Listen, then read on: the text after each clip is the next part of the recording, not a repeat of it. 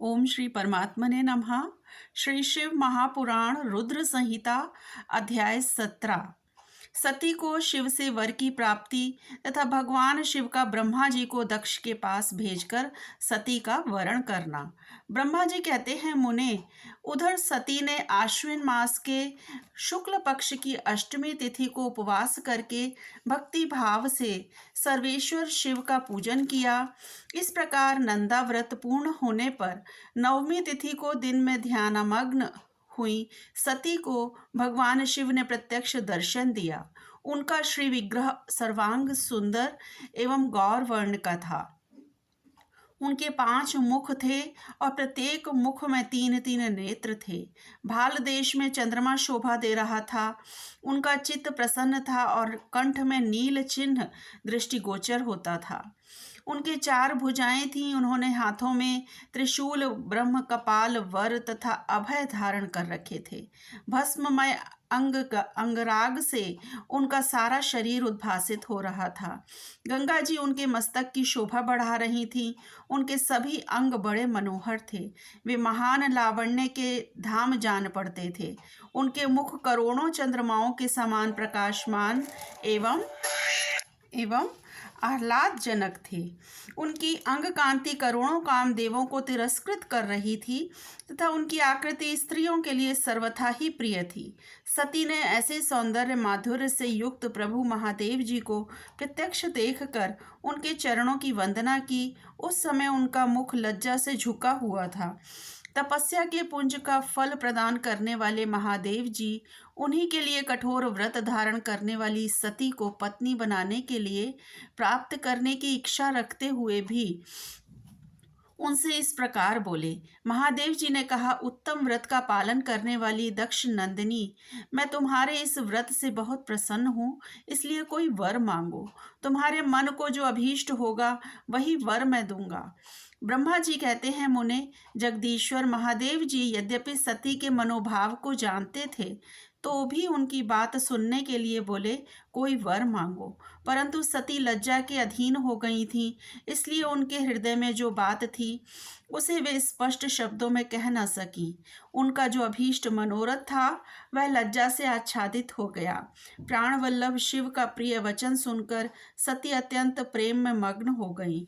इस बात को जानकर भक्तवत्सल भगवान शंकर बड़े प्रसन्न हुए और शीघ्रता पूर्वक बारंबार कहने लगे, वर मांगो, वर मांगो। सत्पुरुषों के आश्रयभूत अंतर्यामी शंभु सती की भक्ति के वशीभूत हो गए थे।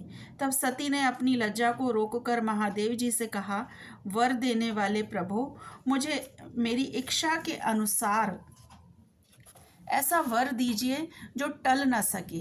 भक्त वत्सल भगवान शंकर ने देखा सती अपनी बात पूरी नहीं कर पा रही हैं, तब वे स्वयं ही उनसे बोले, देवी, तुम मेरी भार्या हो जाओ। अपने अभीष्ट फल को प्राप्त करने वाले उनके इस वचन को सुनकर आनंद मग्न हुई सती चुपचाप खड़ी रह गई, क्योंकि वे मनोवांछित वर पा चुकी थीं। फिर दक्ष कन्या प्रसन्न हो दोनों हाथ जोड़ मस्तक झुका भक्तवत्सल शिव से बारंबार कहने लगी। सती बोली, देवाधिदेव महादेव प्रभो, जगतपते, आप मेरे पिता को कहकर वैवाहिक विधि से मेरा पाणी ग्रहण करें। ब्रह्मा जी कहते हैं, नारद, सती की यह बात सुनकर भक्तवत्सल महेश्वर ने प्रेम से उनकी ओर देखकर कहा कि प्रिय, ऐसा ही होगा। तब दक्ष कन्या सती भी भगवान शिव को प्रणाम करके भक्तिपूर्वक विदा मांग जाने की आज्ञा प्राप्त करके मोह और आनंद से युक्त हो माता के पास लौट गईं। इधर भगवान शिव भी हिमालय पर अपने आश्रम में प्रवेश करके दक्ष कन्या सती के वियोग से कुछ कष्ट का अनुभव करते हुए उन्हीं का चिंतन करने लगे। देवर्षे, फिर मन को एकाग्र करके लौकिक गति का आश्रय ले भगवान शंकर ने मन ही मन मेरा स्मरण किया। त्रिशूलधारी महेश्वर के स्मरण करने पर उनकी सिद्धि से प्रेरित हो मैं तुरंत ही उनके सामने जा खड़ा हुआ। तात हिमालय के शिखर पर जहाँ सती के वियोग का अनुभव करने वाले महादेव जी विद्यमान थे, वहीं मैं सरस्वती के साथ उपस्थित हो गया।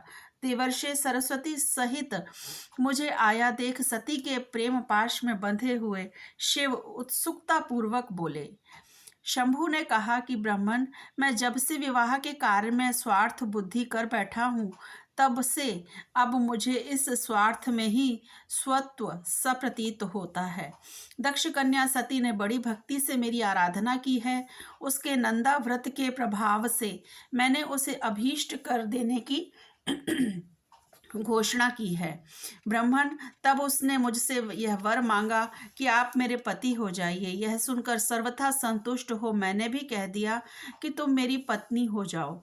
तब दाक्षायणी सती मुझसे बोली कि जगतपते, आप मेरे पिता को सूचित करके वैवाहिक विधि से मुझे ग्रहण करें। ब्राह्मण, उसकी भक्ति से संतोष होने के कारण मैंने उसका वह अनुरोध भी स्वीकार कर लिया। विधाता, तब सती अपनी माता के घर चली गई और मैं यहाँ चला आया। इसलिए अब तुम मेरी आज्ञा से दक्ष के घर जाओ और ऐसा यत्न करो जिससे प्रजापति दक्ष शीघ्र ही मुझे अपनी कन्या का दान कर दें। उनके इस प्रकार आज्ञा देने पर मैं कृतकृत्य और प्रसन्न हो गया तथा उन भक्तवत्सल विश्वनाथ से इस प्रकार बोला।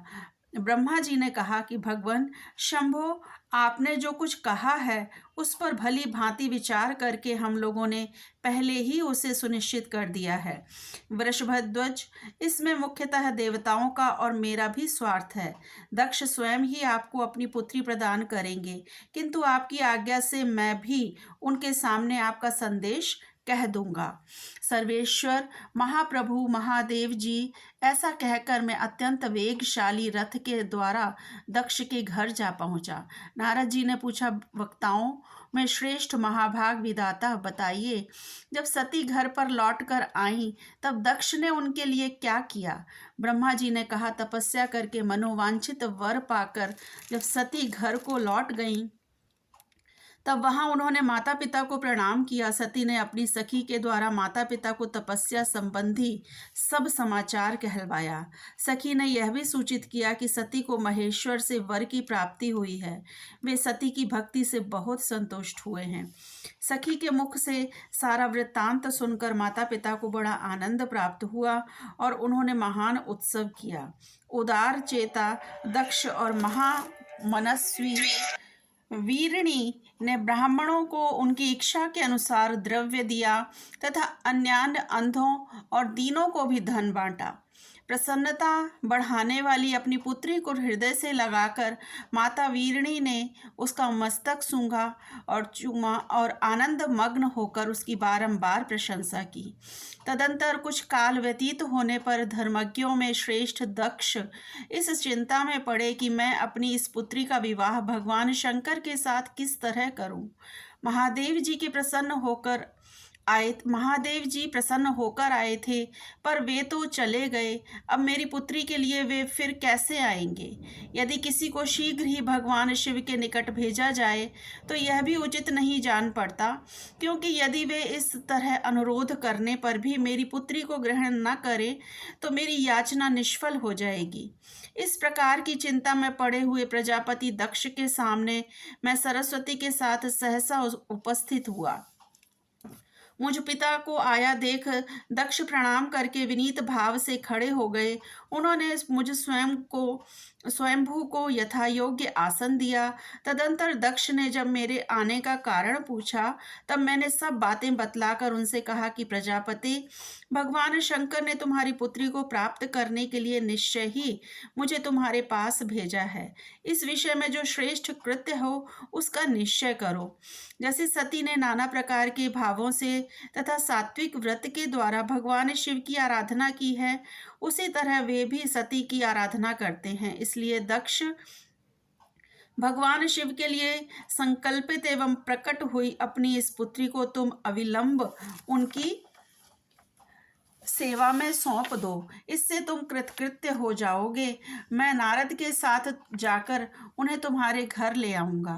फिर तुम उन्हीं के लिए उत्पन्न हुई अपनी यह पुत्री उन्हें हाथ में दे दो। ब्रह्मा जी कहते हैं, नारद, मेरी यह बात सुनकर मेरे पुत्र दक्ष को बड़ा हर्ष हुआ।